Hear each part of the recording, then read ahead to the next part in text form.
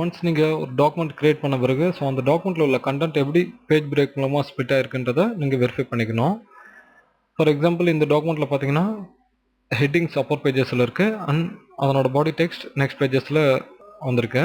So இது நமக்கு கம்ஃபர்டபுளாக இல்லை. ஹெட்டிங்ஸ் அண்ட் பாடி டெக்ஸ்ட் கண்டினியூஸாக வரணும்னு இருக்கிறோம். ஸோ அதை எப்படி செய்யறதுன்றதை பார்க்கலாம். ஸோ இந்த 2 பேஜஸ்க்கு இடையில் நம்ம கர்சரை கொண்டு போனோன்னே டபுள் ஹெட்டட் ஏரோ உருவாகுது. நான் ஜஸ்ட் டபுள் கிளிக் பண்ணுறேன். ஸோ பார்த்தீங்கன்னா ஹெட்டர்ஸ் அண்ட் ஃபுட்டர்ஸை நான் டிசேபிள் பண்ணிவிட்டு ஸோ பேஜஸை கண்டினியூஸாக பார்க்க முடியுது. இப்போ நான் எடிட் பண்ணுறதுக்கு ரொம்ப ஈஸியாக இருக்கும்.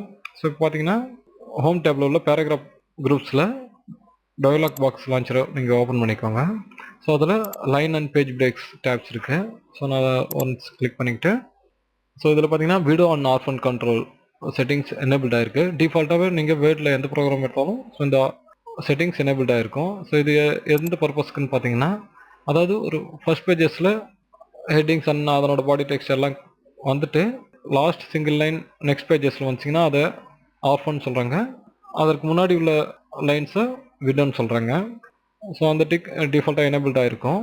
நமக்கு வந்து இந்த ஹெட்டிங்ஸ் அண்ட் அதனோட பாடி டெக்ஸ்ட் கண்டினியூஸாக வரணும்னு விரும்புகிறோம். ஸோ அதை எப்படி செய்யறதுன்றது ஜஸ்ட் அதுக்கு முன்னாடி நம்ம டோட்டலாக அந்த கண்டென்ட்டை செலக்ட் பண்ணிக்கிறோம். ஸோ இப்போ பார்த்தீங்கன்னா இதில் கீப் வித் நெக்ஸ்ட் இருக்குது, இந்த செட்டிங்ஸ் இருக்குது. ஜஸ்ட் நான் இதை எனேபிள் பண்ணுறேன். அதாவது ஒரு பர்டிகுலர் பிளாக் ஆஃப் டெக்ஸ்ட்டை நான் கண்டினியூஸாக கொண்டு வரணும்னு நினச்சேன்னா ஸோ இந்த ஆப்ஷன்ஸை நான் எனேபிள் பண்ணிக்க முடியும். இல்லை நான் ஒரு பர்டிகுலர் லைனை மட்டும் நான் ஒரு லைனுக்கு அடுத்து நான் கொண்டு வரணும்னு நினச்சேன்னா இந்த ஆப்ஷன்ஸை நான் எனேபிள் பண்ணிக்கலாம். ஸோ நான் இந்த 2 ஆப்ஷனையும் சூஸ் பண்ணிக்கிறேன். ஜஸ்ட் ஓகே கொடுக்குறேன்.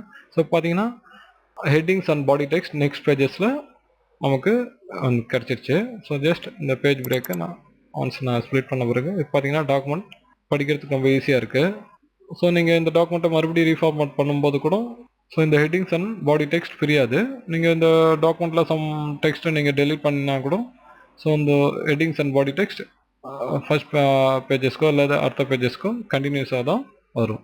ஸோ இதன் மூலம் நம்ம ஒரு பர்டிகுலர் பிளாக் ஆஃப் டெக்ஸ்ட்டை எப்படி கண்டினியூஸாக கொண்டு வரன்றதை தெரிஞ்சுக்கிட்டோம்.